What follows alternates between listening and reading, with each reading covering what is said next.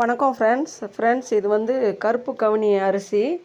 இந்த அரிசியை வந்து ஒரு 10 மணி நேரம் 8 மணி நேரம் நல்லா ஊற வச்சிடணும். ஊற வச்சு குக்கரில் ஒரு 10 விசில் கிட்ட வைக்கணும். வச்சு குழந்தைங்களுக்கு கொடுக்கும்போது லேசாக மிக்சியில் கொஞ்சம் அடிச்சுக்கோங்க.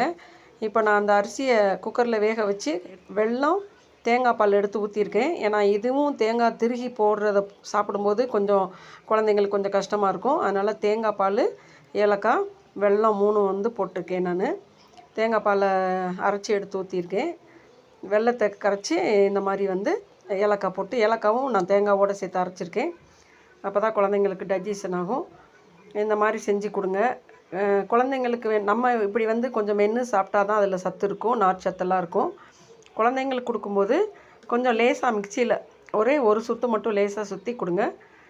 சின்ன குழந்தைகளுக்கு கொடுக்க வேணாம், ஒரு 5 வயசு 4 வயசுக்கு மேலே உள்ள குழந்தைகளுக்கு கொடுங்க. ரொம்ப சத்து ஃப்ரெண்ட்ஸ்.